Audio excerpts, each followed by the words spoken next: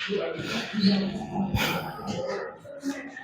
के इस वीडियो में हम दिल्ली सल्तनत के बारे में पढ़ेंगे। महमूद गजनवी और मोहम्मद गोरी के बाद दिल्ली सल्तनत का उत्थान होता है। मुख्य रूप से अगर देखा जाए तो तराइन का जो द्वितीय युद्ध था इतिहास में इसलिए निर्णायक माना जाता है, क्योंकि इसी युद्ध में मोहम्मद गोरी की विजय के बाद तुर्कों के लिए भारत में शासन के द्वार खुल गए थे। आगे मोहम्मद गोरी की हत्या के बाद उसका एक गुलाम था कुतुबुद्दीन ऐबक, उसने भारत में दिल्ली सल्तनत की वहीं से शुरुआत मानी जाती है। भारत में गुलाम वंश की स्थापना करके दिल्ली सल्तनत वहीं से शुरू होता है, स्टार्ट होता है।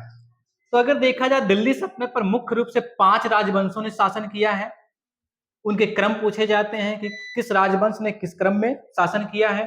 तो आइए उन्हीं को हम देखते हैं कि दिल्ली सल्तनत पर जो 5 राजवंशों ने शासन किया है वो क्रम से कौन कौन से हैं। तो दिल्ली सल्तनत पर शासन करने वाले राजवंशों का जो क्रम है वो हमें याद रखना है। दिल्ली सल्तनत, अगर देखा जाए दिल्ली सल्तनत पर मुख्य रूप से 5 राजवंशों ने शासन किया है। कितने राजवंशों ने? 5 राजवंशों ने शासन किया है।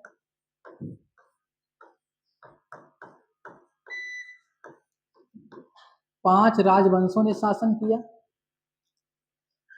अगर हम उनके क्रम की बात करें तो सबसे पहले आता है गुलाम वंश,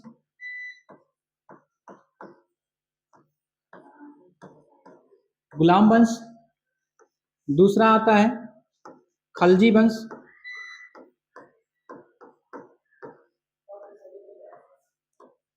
खलजी वंश के बाद आता है तुगलक वंश,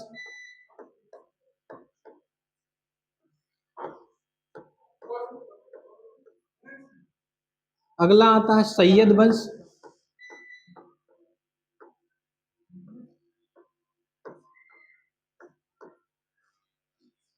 और सबसे आखिरी आता है लोदी वंश। तो इन 5 राजवंशों ने दिल्ली सल्तनत पर शासन किया है। अगर इनके टाइम पीरियड की हम बात करें तो 1206 से लेकर 1290 ईस्वी तक,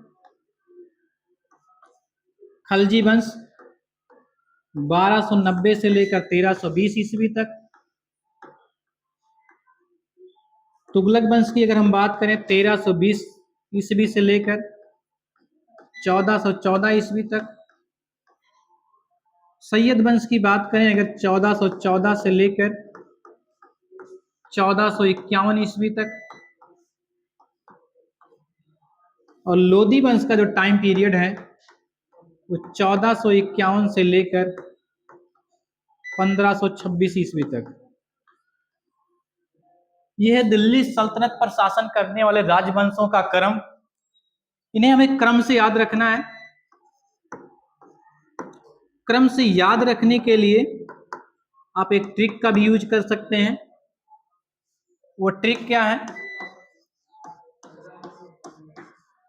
ट्रिक बनाई हमने, गुलाब खिले तो सांस लो, गुलाब खिले तो सांस लो।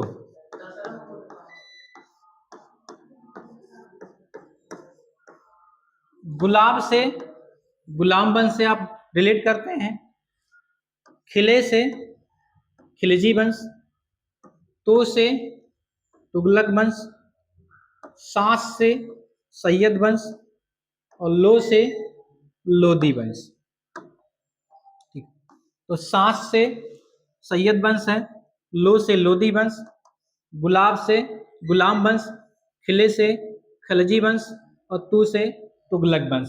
तो आप इस ट्रिक का यूज कर सकते हैं, आसानी से दिल्ली सल्तनत पर राज करने वाले राजवंशों का क्रम याद हो जाएगा।